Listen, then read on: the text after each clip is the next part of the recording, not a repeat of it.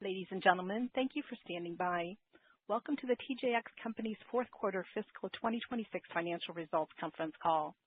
At this time, all participants are in a listen-only mode. Later, we will conduct a question-and-answer session. At that time, if you do have a question, you may press star one. As a reminder, this conference is being recorded February 25th, 2026. I would like to turn the conference over to Mr. Ernie Herrmann, Chief Executive Officer and President of TJX Companies, Inc. Please go ahead, sir. Thanks, Shirley. Before we begin, Deb has some opening comments. Thank you, Ernie, and good morning. Today's call is being recorded and includes forward-looking statements about our results and plans. These statements are subject to risks and uncertainties that could cause the actual results to vary materially from these statements, including, among others, the factors identified in our filings with the SEC.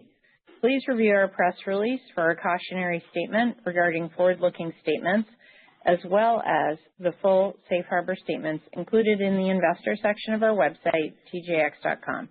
We have also detailed the impact of foreign exchange on our consolidated results and our international divisions in today's press release and in the investor section of TJX.com, along with reconciliations to non-GAAP measures we discuss. Thank you, and now I'll turn it back over to Ernie. Good morning. Joining me and Deb on the call is John. I want to start today by acknowledging our global associates for their excellent work in 2025. I truly appreciate their ongoing commitment to both TJX and our customers every day. Now to an overview of our results beginning with the fourth quarter. I'm extremely pleased with our excellent fourth quarter results. Fourth quarter sales, profitability, and earnings per share were all well above our expectations. Overall, comp sales were up a very strong 5%, with comp sales strength at each of our divisions.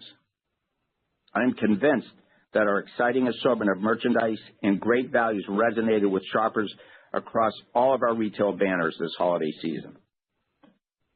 Further, our teams did an excellent job transitioning our stores post-holiday to the categories and trends that appeal to consumers, and I am confident that our merchandise mix positions us well as we start the year.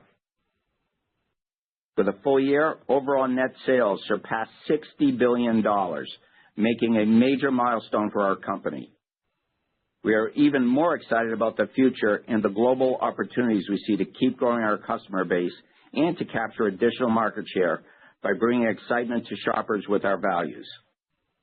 Full-year comp sales increased a very strong 5%. Profitability increased significantly, and earnings per share grew double digits, all well above our initial guidance for the year. Importantly, we are confident that we attracted new shoppers to our stores in every country that we operate in. I want to again recognize the excellent execution of our teams and the collective efforts of our associates across the company, which led to this terrific performance in 2025. As we begin 2026, the first quarter is off to a strong start. We have many initiatives planned that we believe will keep driving sales and traffic this year. We remain confident that in-store shopping is not going away and believe our focus on offering customers an exciting treasure hunt shopping experience every day will continue to serve us well. Additionally, we are always looking at ways to further improve our in-store shopping environment and remain committed to investing in store remodels and new prototypes that we believe will enhance the customer shopping experience. In fact, I believe that our organization has done such a great job in this area that it has helped drive the remarkable consistency of comp increases across our store base. Availability of quality branded merchandise in the marketplace continues to be outstanding, and we are in a terrific position to flow a fresh assortment of goods to our stores and online this spring and throughout the year. Longer term, we're convinced that the flexibility of our business and our unwavering commitment to value will continue to be a winning retail formula. I'll speak more about our performance and our confidence in gaining additional market share over the long term in a moment. But first, I'll turn the call over to John to cover our fourth quarter and full year financial results in more detail. John? Thanks, Ernie. I also want to add my gratitude to all of our global associates for their hard work and commitment to TJX this year. Now I'll share some additional details on the fourth quarter. As I recap our fourth quarter results, I'm going to speak to everything on an adjusted basis, which excludes the net impact from a litigation settlement related to the credit card interchange fees and the related expenses associated with that settlement. Reconciliations detailing the net impact of these settlement-related items on our results can be found in today's press release and on the investor section of our website. Net sales grew to $17.7 billion, a 9% increase above last year. As Ernie mentioned, our fourth quarter consolidated comp sales increased 5%, which was well above our plan and on top of a 5% increase last year.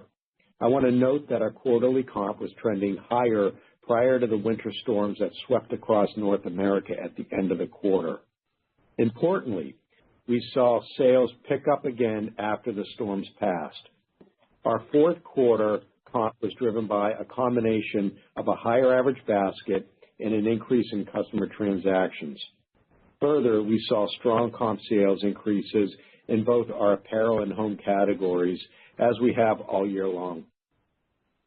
Adjusted pre-tax profit margin at 12.2% was up 60 basis points over last year's 11.6% and well above our plan. Adjusted gross margin was 31.1%, up 60 basis points over last year's 30.5%. This increase was primarily driven by a higher merchandise margin and expense leverage on sales, partially offset by unfavorable inventory hedges. Adjusted SG&A was 19.1%, favorable 10 basis points versus last year's 19.2%. Net interest income negatively impacted pre-tax profit margin by 10 basis points versus last year. All of this led to adjusted diluted earnings per share of $1.43, up 16% over last year's $1.23, and well above our plan. Fourth quarter adjusted pre-tax profit margin and adjusted diluted earnings per share were both well above plan. This was primarily due to lower shrink and expense leverage on above-plan sales, partially offset by higher incentive compensation accruals. As for our divisional performance in the fourth quarter, each of our divisions saw comp sales growth of 4% or better and had strong adjusted segment profit margins. Now to our fiscal 26 results. Once again, for our full year financial results, I'm going to speak to everything on an adjusted basis, which excludes the net impact from a litigation settlement related to credit card interchange fees and the related expenses associated with that settlement. Net sales grew to $60.4 billion, a 7% increase over last year. Consolidated comp sales were up 5% and driven by both a higher average basket and an increase in customer transactions. Adjusted pre-tax profit margin was 11.7%, up 20 basis points over last year's 11.5%. Full year adjusted gross margin was 31%, up 40 basis points over last year's 30.6%. This increase includes a 20 basis point benefit from shrink favorability. We once again saw shrink favorability across all of our segments.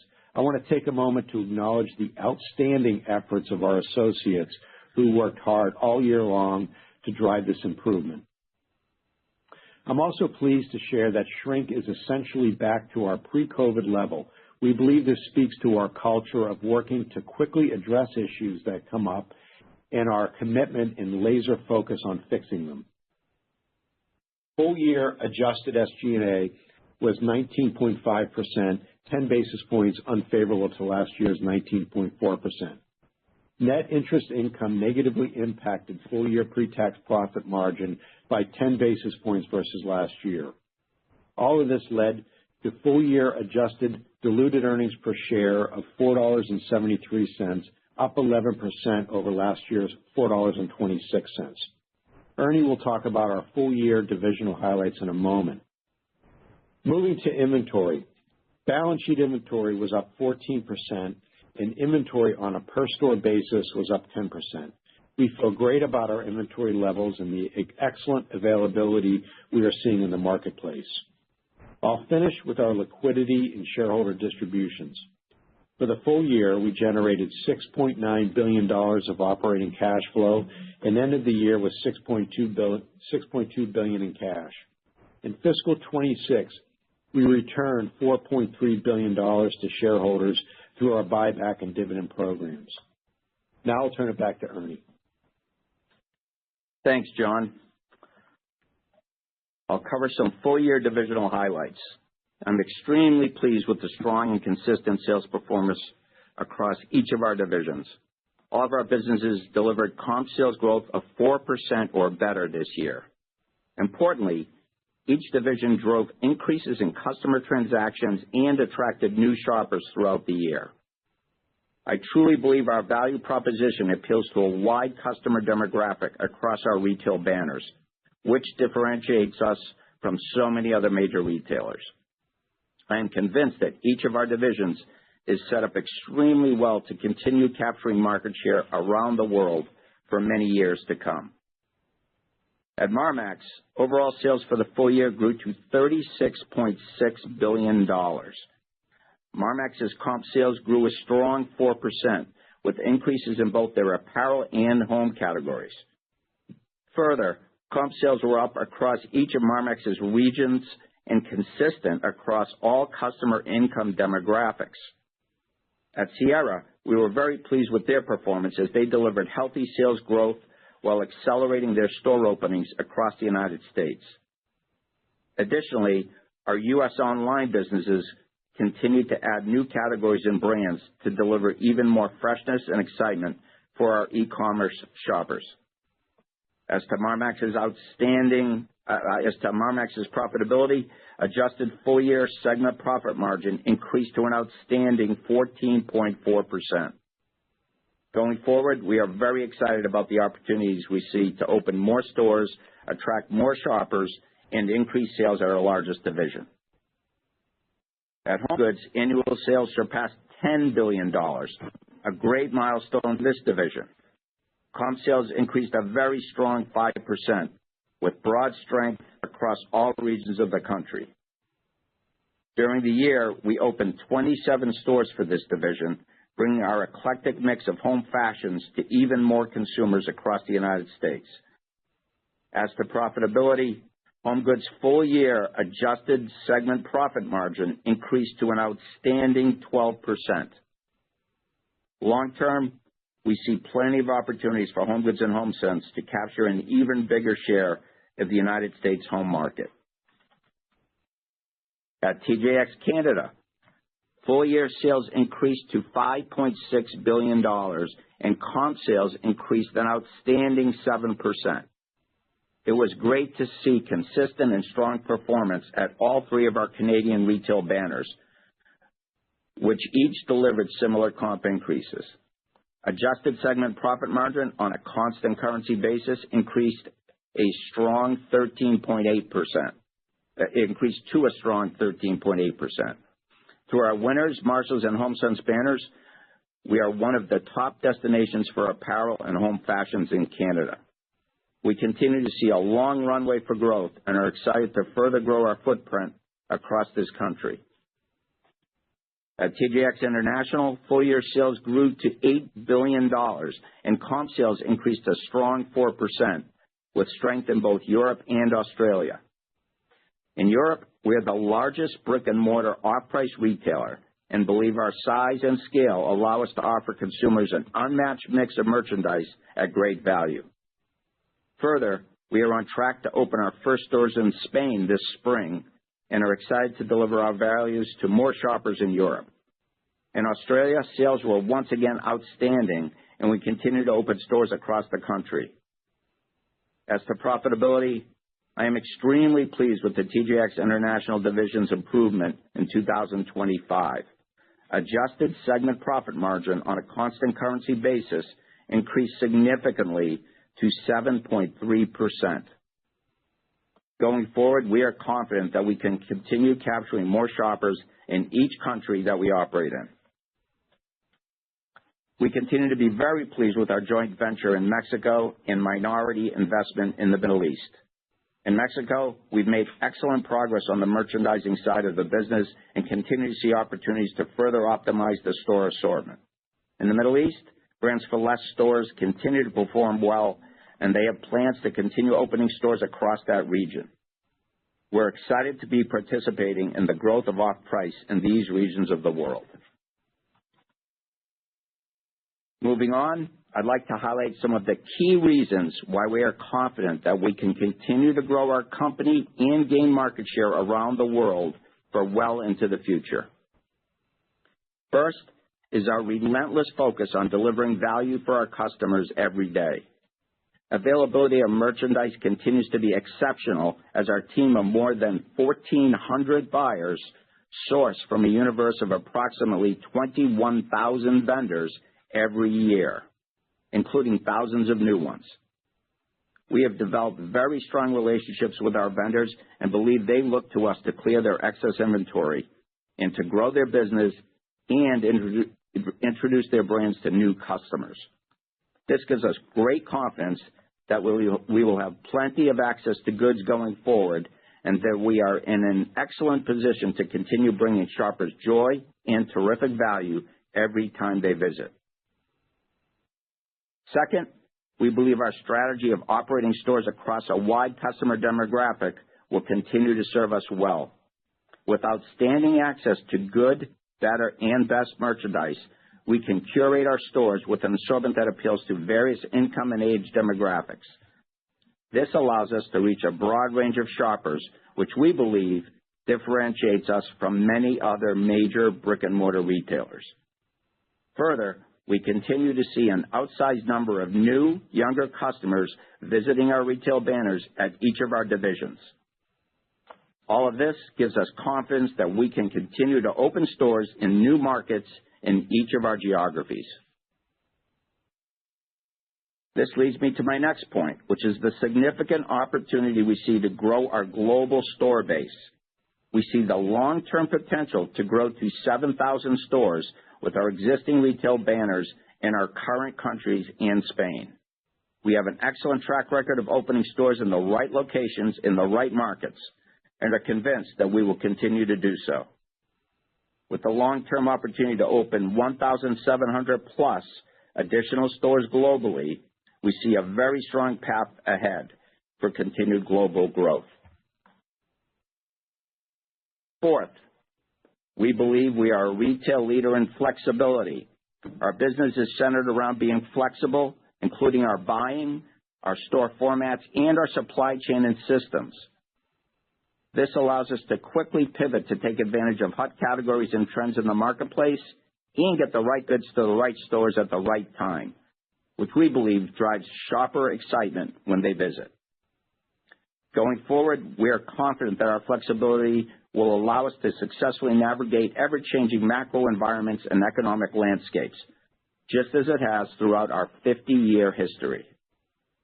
Lastly, I am convinced that the strength of our talent and our focus on culture have been major contributors to our success and will continue to drive the business for many years to come. I truly believe that the tenure, depth of expertise, and off-price knowledge of our teams are unmatched. Further, we continue to invest in teaching and training our associates to develop the next generation of TJX leaders. I am confident that our global talent base and consistency of our culture will be tremendous advantages as we continue our growth around the world. In closing, we feel great about our terrific performance in 2025. We are confident in our plans for 2026, and as always, we will strive to beat them. Our value perception remains very strong. I am convinced that our focus on value and delivering an exciting treasure hunt shopping experience will continue to bring joy to shoppers around the world. I am so excited about the growth opportunities we see in both the near and long term, and am confident we can achieve them. The entire TJX team is laser focused on executing our business model to grow our top and bottom lines and to continue our global growth and to capture additional market share. Now I'll turn the call back to John to cover our full year and first quarter guidance, and then we'll open it up for questions. Thanks again, Ernie. I'll start with our full year fiscal 27 guidance. We are planning overall comp sales growth of 2 to 3%. For the full year, we expect consolidated sales to be in the range of $62.7 to $63.3 billion, up 4 to 5%. We're planning full year pre-tax profit margin to be in the range of 11.7 to 11.8%, flat to up 10 basis points versus last year's adjusted 11.7%. Moving to full year gross margin, we expect it to be in the range of 31.1 to 31.2%. This will be up 10 to 20 basis points versus last year's adjusted 31%, due to an expected increase in merchandise margin. We are expecting full year SG&A to be 19.5%, flat versus last year's adjusted 19.5%. We're expecting incremental store wage and payroll costs to be offset by lower incentive compensation accruals this year. We're planning net interest income of $76 million, which we expect to delever fiscal 27 pre-tax profit margin by 10 basis points. Our full year guidance assumes a tax rate of 25.0% and a weighted average share count of approximately 1.12 billion shares. As a result of these assumptions, we're expecting full year diluted earnings per share to be in the range of $4.93 to $5.02, up 4 to 6% versus last year's adjusted $4.73. Lastly, I want to mention that we are evaluating the potential impact of last Friday's ruling on tariffs and monitoring the changing tariff environment. That said, our full year guidance assumes that we will be able to offset the tariff pressure on our business this year. Moving to the first quarter, we're planning overall comp sales to increase 2 to 3%, consolidated sales to be in the range of $13.8 to $13.9 billion, up 5 to 6%. Pre-tax profit margin to be in the range of 10.3 to 10.4%, flat to up 10 basis points versus last year's 10.3%. Gross margin to be in the range of 29.9 to 30%, up 40 to 50 basis points versus last year's 29.5%. This would be due to an expected favorable inventory hedge comparison to last year and an expected increase in merchandise margin. SG&A to be 19.8%, 40 basis points unfavorable versus last year's 19.4%. This would be primarily due to incremental store wage and payroll costs. We're also planning net interest income of $22 million, which we expect to have a neutral impact to our year-over-year first quarter pre-tax profit margin. Our first quarter guidance also assumes a tax rate of 23.1% and a weighted average share count of approximately 1.12 billion shares. Based on these assumptions, we expect first quarter diluted earnings per share to be in the range of 97 to 99 cents, up 5 to 8% versus last year's diluted earnings per share of 92 cents.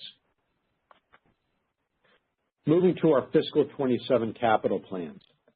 We expect capital expenditures to be in the range of $2.2 to $2.3 billion. This includes opening new stores, remodels, and relocations, as well as investments in our distribution network and infrastructure to support our growth. For new stores, we plan to add 146 net new stores, which would bring our year-end total to well over 5,300 stores. This would represent a store growth of about 3%. In the U.S., our plans call for us to add 45 net new stores at Marmaxx, 35 new stores at HomeGoods, which includes 11 HomeSense stores, and 24 new Sierra stores. In Canada, we plan to add 13 new stores. At TJX International, we plan to add 19 net new stores in Europe, which includes our first 5 stores in Spain and 10 new stores in Australia. Lastly, we're planning about 540 remodels and plan to relocate approximately 40 stores in fiscal 27. As to our fiscal 27 cash distribution plans, we remain committed to returning cash to shareholders. As we outlined in today's press release, we expect that our board of directors will increase our quarterly dividend by 13% to 48 cents per share. Additionally, in fiscal 27, we currently expect to buy back $2.5 to $2.75 billion of TJX stock. In closing, I want to reiterate that we are excited about the growth opportunities we see in the long term. We are in an excellent position to continue to invest in the growth of TJX while simultaneously returning significant cash to our shareholders. Thank you, and now we're happy to take your questions. Thank you. We will now begin the question and answer session. If you would like to ask a question, please unmute your line and press star 1. You will be prompted to record your name. To withdraw your question, you may press star 2. Again, press star 1 to ask a question. And one moment, please, for our first question. Our first question comes from Lorraine Hutchinson. You may ask your question. Thank you. Good morning. Ernie, can you update us on pricing actions that you've taken? How is the customer reacting to some of the higher ticket prices? And is that reaction any different for different demographics? Great question, Lorraine. First of all, it's all done along with knowing what the out-the-door retails are at competition around us, right? So when we, on an existing item, if that price is moving around us and we want to ensure that we're maintaining the appropriate value gap, we could take a pricing action where it's changed. Again, it's not, I want to call out that it's been selective on certain categories or items. Then we have pricing, when you call pricing action where if you're referring to sometimes, our ticket is going up, right? That can also be pricing action related to a change in our mix, or that shows up as maybe an average retail change because our mix is changing. So, for example, we in Marmaxx for fourth quarter had a lot of better goods at higher prices. That had nothing to do with what we would have had before. It was a change in the mix. And so there, the prices went up on certain items. So it's a combination of a couple things. We have not seen, I think, Lorraine, when you were asking at the beginning, we have had very consistent success across the board, as you can see from our business. Our turns are all representative of our value. Our out-the-door value is still exceptionally strong. We do the survey. We always, and I think I've talked about this before, we do surveys to ensure customer perception of the value is still where in fact, it's actually improved over the last 6 months. And the neat thing about our model is we don't dictate, in many cases, the retail change. We kind of follow the market. So when the market moves down or up on an item, we want to maintain the proportional gap in value, exciting gap in value, and we'll adjust and take an action accordingly. So I hope I answered your question there. Yes, thank you. Thank you. Thank you. Our next question comes from Matthew Boss. Your line is open. You may ask your question. Thanks, and congrats on another nice quarter. Thanks, Matt. So, Ernie, what's your ability to further accelerate your offense globally? If we're thinking about this year, maybe to take advantage of disruption in the marketplace, whether that's from tariff volatility and what it's doing to sourcing and supply chains, or even the consolidation that's happening at luxury retail. And then I've got to ask my near-term question, which is, could you just elaborate on the strong start to the first quarter? Have you seen any moderation relative to the fourth quarter at any of your segments? That's very good, Matt. Let me start with your first question first, and on the offense, because by the way, I can't. You're like a mind reader here, because I was going to talk about some of the things we're doing that I think we're in a mode right now where the consumer is so open to trying new venues, as clearly they've been disappointed in some of their in-store shopping experience or merchandise content at various other retailers. And I believe our teams have taken advantage of that. And let me give you a few things that are offensive plays, because this is why when you asked the question, I was thinking, man, this is exactly one of the things I was hoping to talk about. First of all, on offense, we want to continue to drive our top line, right?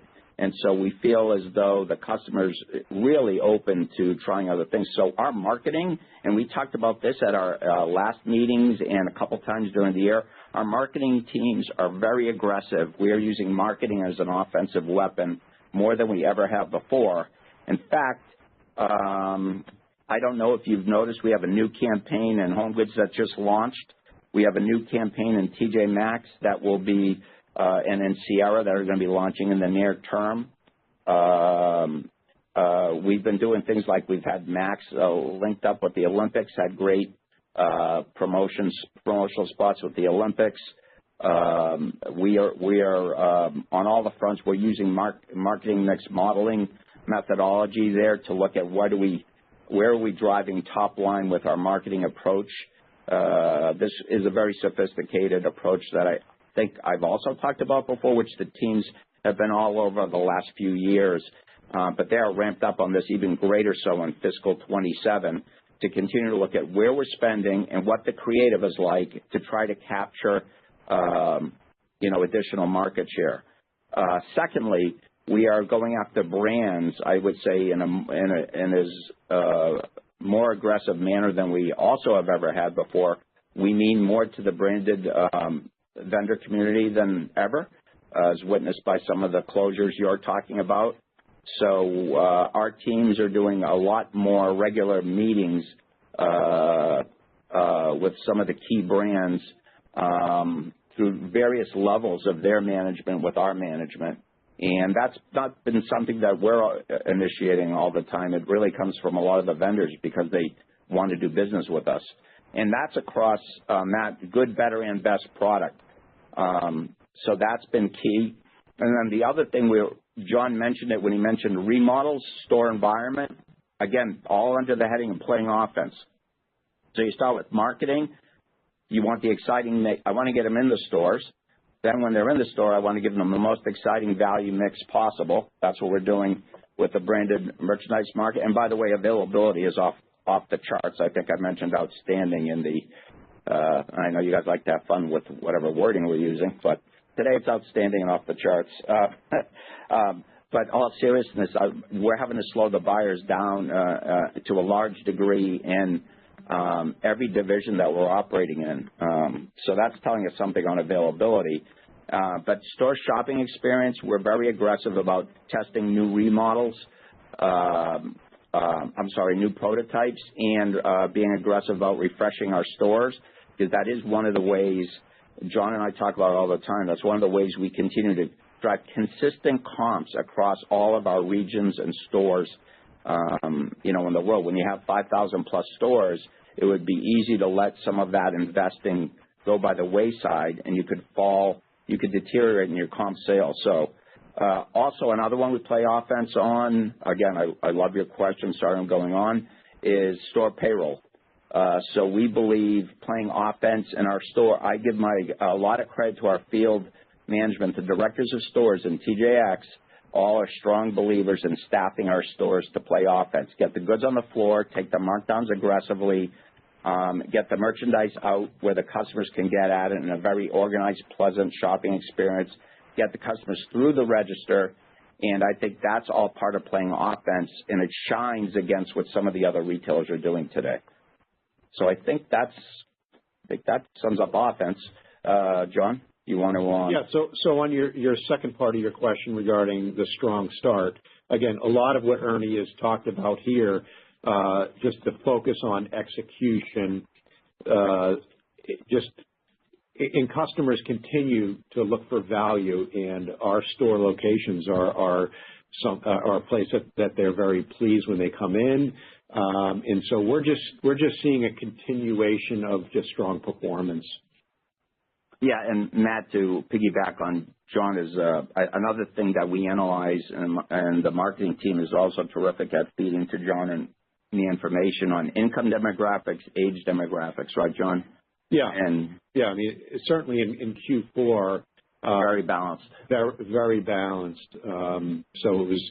We look at basically above 100 and below 100,000 in the U.S., and it was the same comp both above and below. Right. And by geography was very consistent in the fourth quarter. It's just very consistent performance across all of our divisions. Another highlight there also is that we skew versus the general population. We skew and have been because of some of the new customer acquisitions over the last couple of years. We're skewing a notch younger than the average customer. You take 18 to 34 and age 35 to 54 and 55 plus. We skew a little younger than the general population, which is, I think, bodes well for our future. Best of luck. Congrats again. Thanks, Matt. Thank you. Our next question comes from Paul Ledgeway. Your line is open. You may ask your question. Hey, thanks, guys. SG&A leverage came in a little bit lighter than I think what you guided to despite higher sales. So just curious if you could talk about the flow through and maybe what the offsets, what drove less leverage than you might have expected, if there was something with the TJX Foundation or incentive comp, marketing. And then just second, if you could talk a little bit more about traffic versus ticket or transactions versus ticket by segment and how you're thinking about those metrics as the drivers of that 2 to 3% comp assumption for 26. Thanks. Yeah. So, on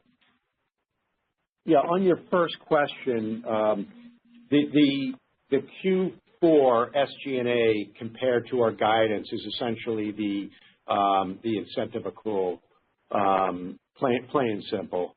As far as the traffic and the ticket,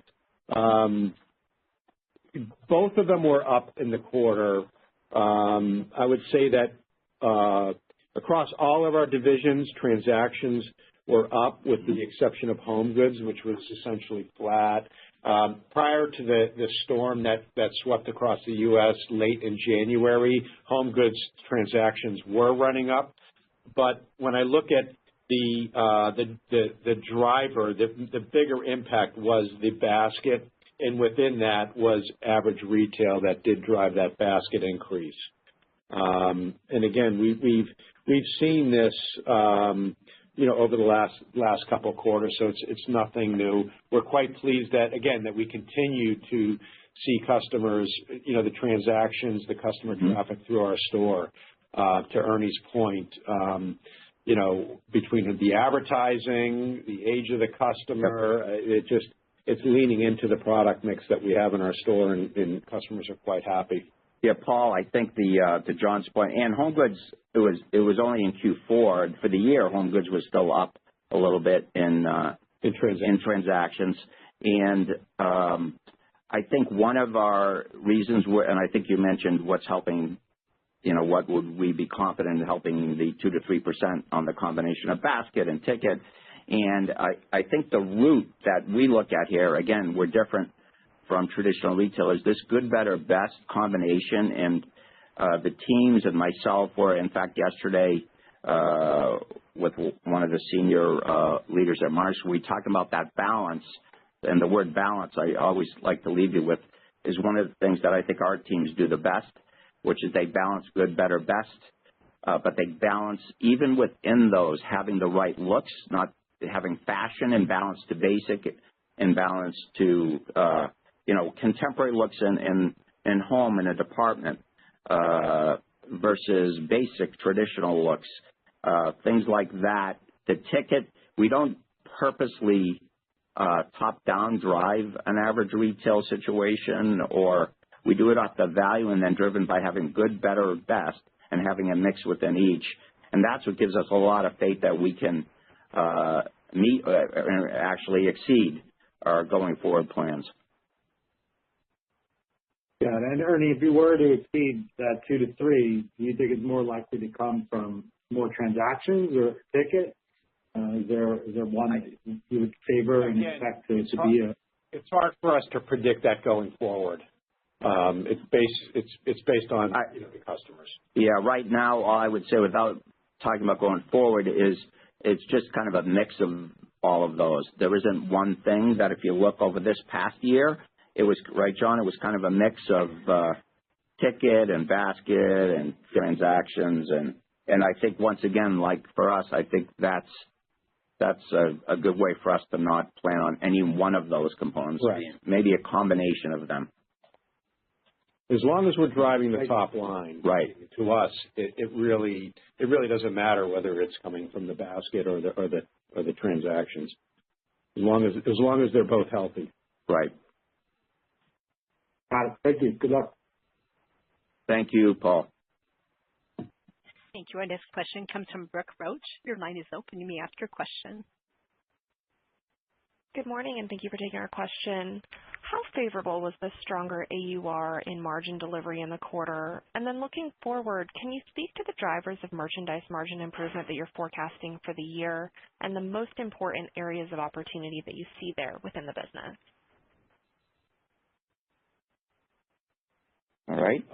John, you'll take that first. As far as a stronger AUR, we don't parse that out. I mean, we basically said it when we talked about sales that for the quarter, it was more the basket than the transactions that drove the comp, and within that, it was the average retail that drove that. So we can't really parse out any more of that. And then as far as merchandise margin. Yeah. So, Brooke, you're asking, so in other words, are you asking how are we delivering the merchandise margin improvement, or is that what you're getting at? I'm asking what the forward merchandise margin improvement is based on, where you see the biggest opportunity. Oh, okay. So, well, one of the biggest opportunities is a couple of things going on in the market, which is good for us. First of all, we have the flexibility to bob and weave with a truly glutted market of merchandise, which allows us to wait out which buys are the best buys. So, again, when you have 1,400 buyers in all these locations, so many of the buyers can cover so many categories, and the teams, our merchants are trained to know that we don't have a commitment to have anything in stock.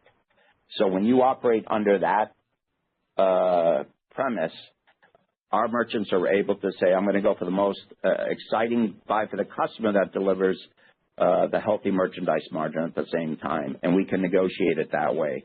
So this is really part of the secret sauce where we're different, I think, than many other retailers, because we have so many tenured merchants here. As again, I mentioned that in my speech, and we have a university, we have training, and also our buyers are most of the time getting the first call on excess inventories, because the market likes to deal with our buyers. They're straightforward, they're courteous, they're good to deal with. They're pay on time, fair. Now you take those into account. You have a glutted market. By the way, we're in a very good liquidity position as we enter the year, so I'm loving that. So, again, we're off to a strong start sales-wise.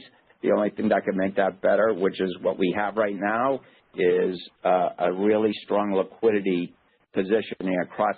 Every banner is in good shape on their liquidity. In fact, we've recently talked about that. So that always bodes well. And then an aside, and this isn't key, is when there's confusion, with the whole tariff thing or in and out, and generally one way or the other, and I think you've covered us long enough to know, indirectly, our buyers are very good at navigating through that, and usually we figure out a way to benefit in terms of a merchandise margin situation when there's confusion out there, which obviously, that's probably going to happen again. So thank you for your question on that, though. I think it's spot on. And I think, by the way, this is how we also drive top line, not just margin, because when those buys benefit us both ways, merchandise margin, but they benefit us on driving sales with a more balanced, exciting value mix. Great. Thanks so much. Thank you. Thank you. Our next question comes from Anisha Sherman. Your line is open. You may ask your question.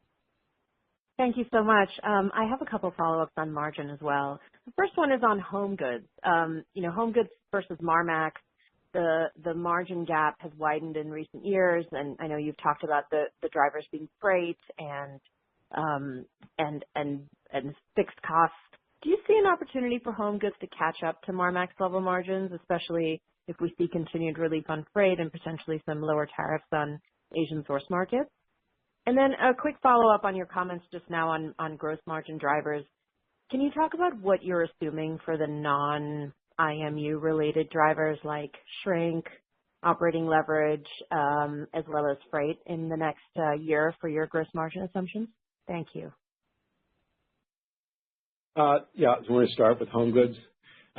So we're very pleased with the improvements that we've seen in home goods. So home goods, they leveraged 150 basis points in the fourth quarter, and they've leveraged 110 basis points on the year. So really happy with how they've been able to do that. And they've been able to do that with sales leverage, merchandise margin improvement, which is, a combination of the buying, the freight favorability that we've seen come through, and of course shrink. And then the other thing is they've had a lot of operational efficiencies as well that we've seen come through. We're not going to speculate whether they're going to reach Marmax levels because Marmax continues to go up as well. And so, look, they're doing tremendous job at improving their pre-tax profit as they have over the last couple of years.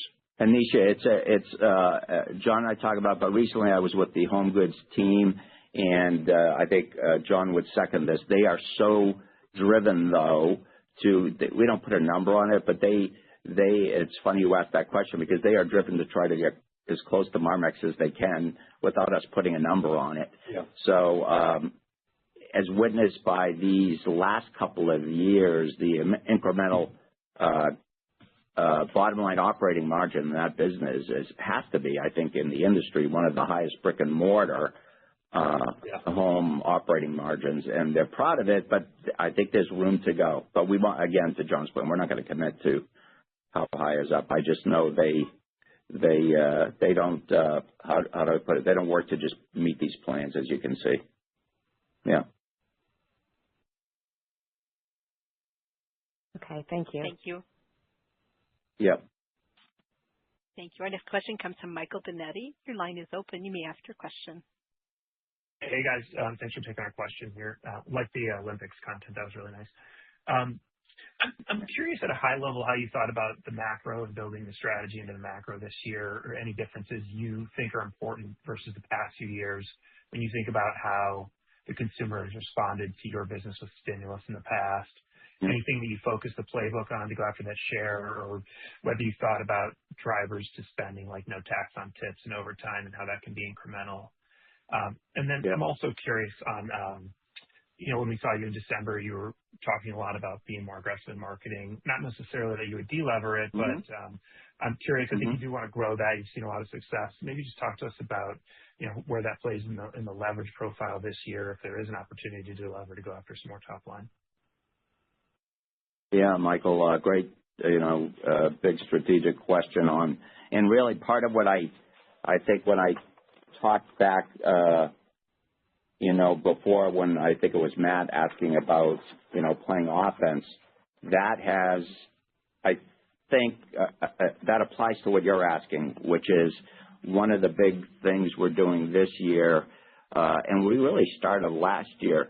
By the way, when we started expanding into Mexico, for example, BFL, we are bullish on the fact that we have the tenure of these teams here that I keep looking, and the senior team keeps looking at wanting to leverage that more than we ever have before. So we have this experience. We've trained up a lot of succession planned associates that are right behind them, that is allowing us to play offense also. I did not mention that earlier when I talked about, to answer Matt's question.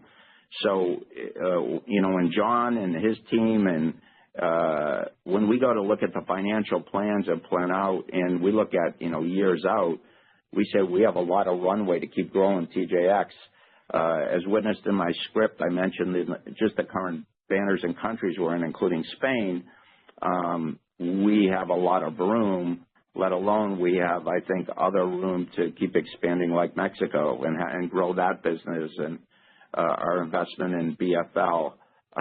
But the core business here just has more green space than I think we thought we did.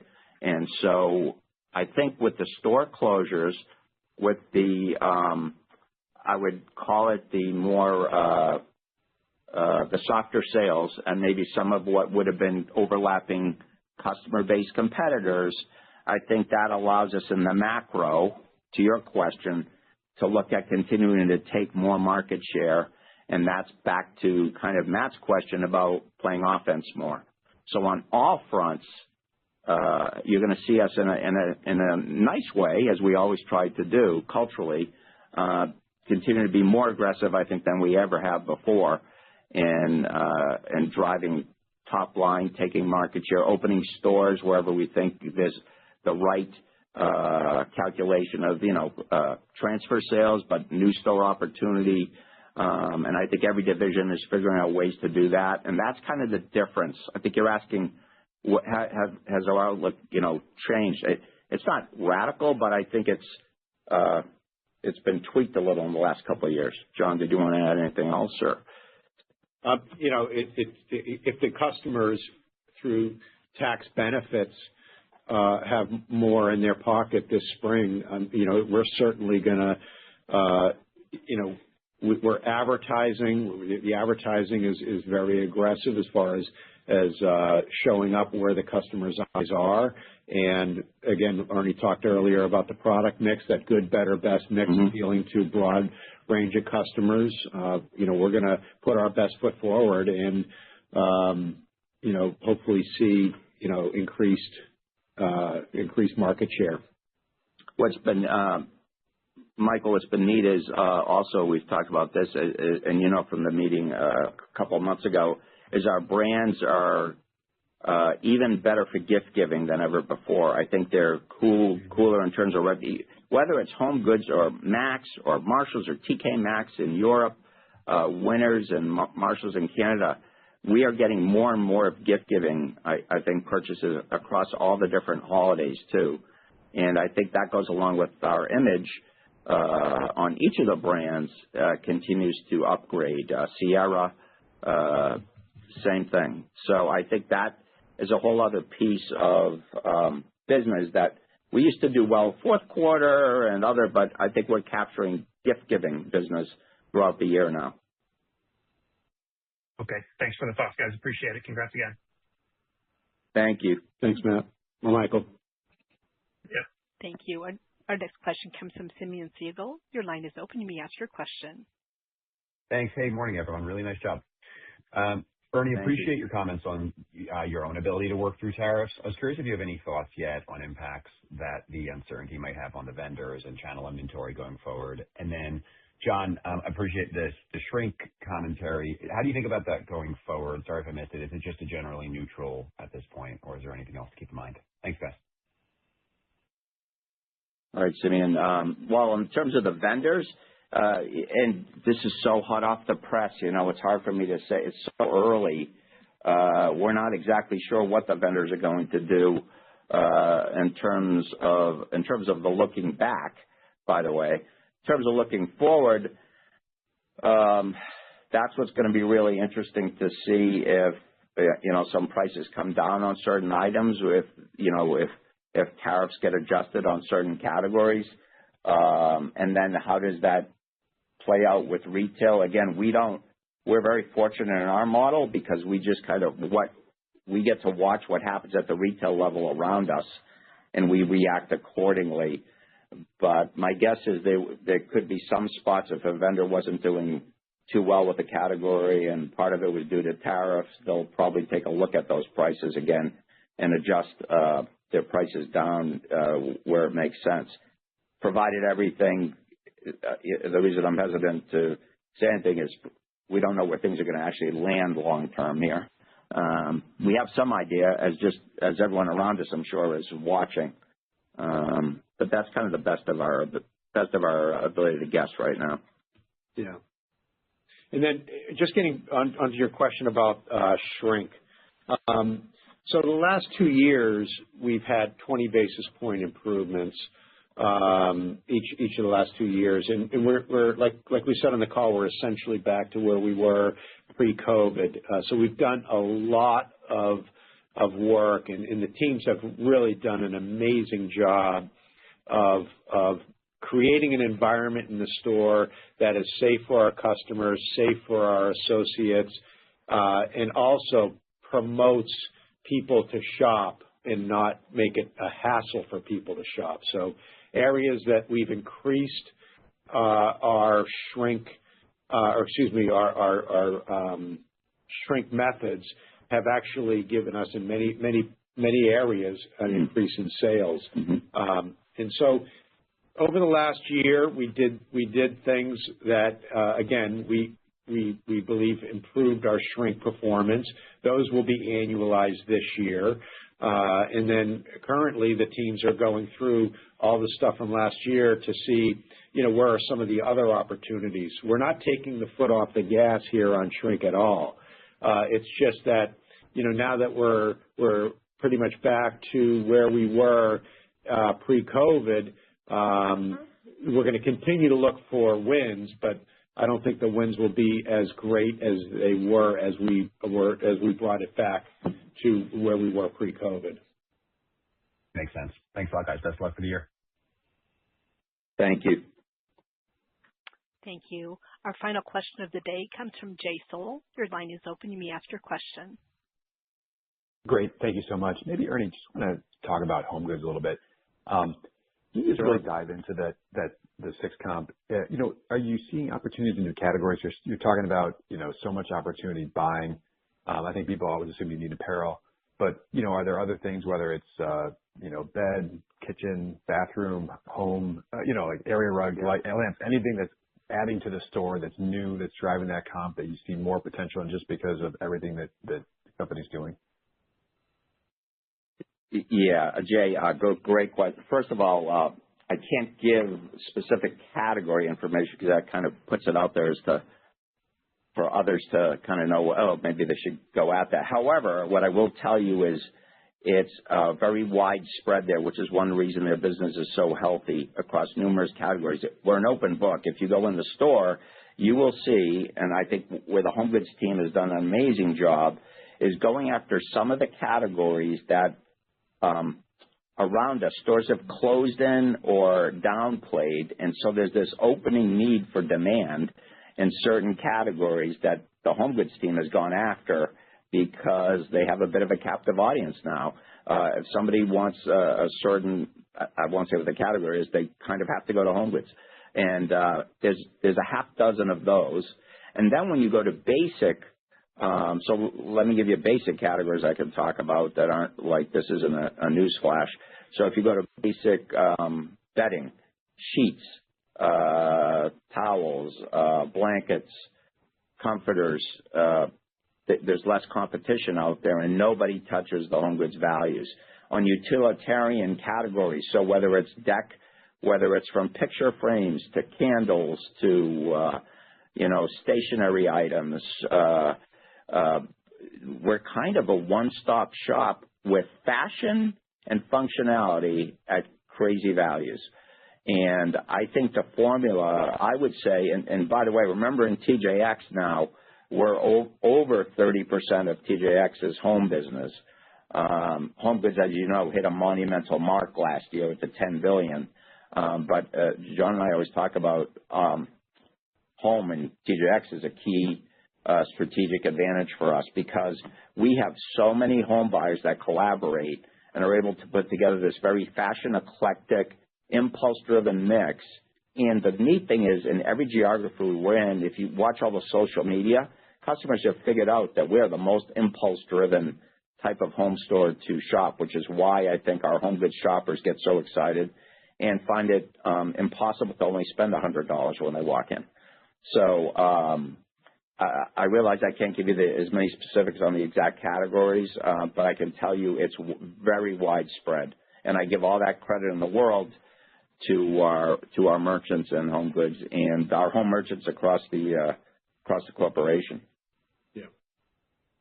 Got it. Very helpful. Thank you so much. Thank you, Jay. Okay, that was our last question. Thank you all for joining us today. We look forward to updating you again on our first quarter earnings call in May. Take care, everybody. Ladies and gentlemen, that concludes your conference call for today. You may all disconnect, and thank you for participating.